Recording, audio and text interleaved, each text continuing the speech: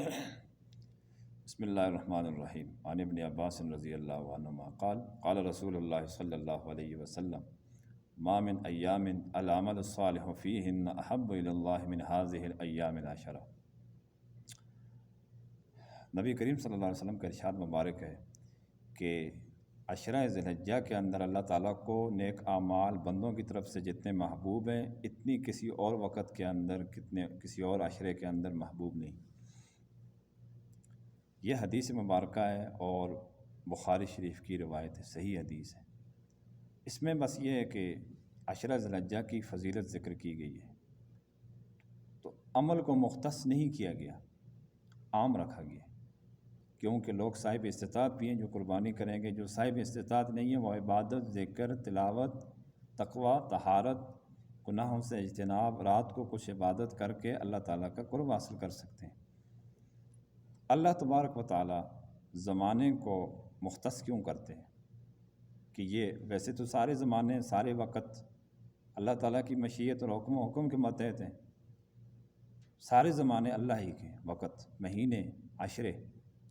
لیکن اللہ تعالیٰ اپنے بندوں کے درجات بلند کرنے کے لیے، قرب عطا کرنے کے لیے، بخشش دینے کے لیے یہ زمانے کو فضیلت دے دیتے ہیں۔ جس طرح ہم جاتے ہیں نا بادشاہوں کے پاس پرمیشن لیتے ہیں، اپائنٹمنٹ لیتے ہیں، کسی بھی بڑے سے ملاقات کرنی ہو تو وہ جو خالق کائنات ہے اس نے اپائنٹمنٹ کے یہ لمحات رکھے ہوئے ہیں، ملاقات کے یہ طریقہ کار رکھے ہوئے ہیں کہ ان کے اندر اللہ تعالیٰ سے مناجات کیجیے، نیک اعمال کیجیے۔ رمضان ہے، جمعہ ہے، عشرہ ذی الحجہ ہے، تو پھر بڑا جو ہے وہ بادشاہ مالک الملک ہے، اس نے قسم بھی اسی طرح اٹھائی ہے، ان 10 دنوں کی راتوں کی قسم اٹھائی ہے، والفجر ولیال عشر، یعنی بڑا جتنا بھی آدمی بڑا ہوتا ہے نا وہ اس اپنی عظمت کے اعتبار سے قسم اٹھاتا ہے، تو اللہ رب العالمین نے،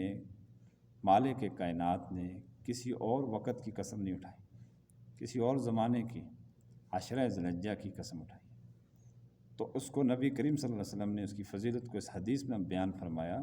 کہ ان دنوں کے اندر اللہ تبارک و تعالیٰ کو راضی کرنے کے بہترین مواقع ہیں، اپنے درجات بلند کرنے کے بہترین مواقع ہیں، اپنے گناہوں کو معاف کروانے کے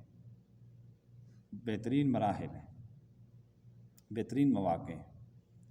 اس لیے ہم ہر وقت کسی نہ کسی چیز کے اندر مصروف ہوتے ہیں، گناہ کے اندر مصروف ہوتے ہیں، ہمارا کوئی لمحہ بھی، کوئی وقت بھی اللہ کی نافرمانی کے بغیر نہیں گزر رہا، تو ہمیں اپنے اوپر ترس کھا کے، اپنی قبر آخرت کی فکر کر کے ان ایام کو کم از کم قیمتی بنانا چاہیے۔ اس میں سب سے عظیم عمل قربانی کا ہے، حج کا ہے، اور سب سے عظیم عمل اس کے اندر عظیم دن جو ہے وہ عرفہ کا دن بھی ہے، کہ ہم دیکھیں حج میں سارے تو نہیں شریک ہو سکتے، لیکن کم از کم ہم روزہ رکھ لیں اس دن۔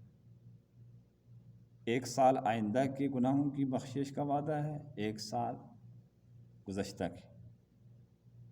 تو بہت فضیلت والے دن ہیں، رات ہیں۔ یہ ہو سکے تو سارے روزے رکھیں، لیکن نہیں رکھ سکتے کچھ رات کو عبادت کریں اور کچھ روزے رکھ لیں، اور بالخصوص یہ عرفہ کا روزہ تو کوئی بھی نہ چھوڑے، بہت فضیلت ہے اس کی۔ اللہ تبارک و تعالی ہم سب کو ان باتوں پر عمل پیرا ہونے کی توفیق عطا فرمائے۔ وآخر دعوانا ان الحمد للہ رب العالمین۔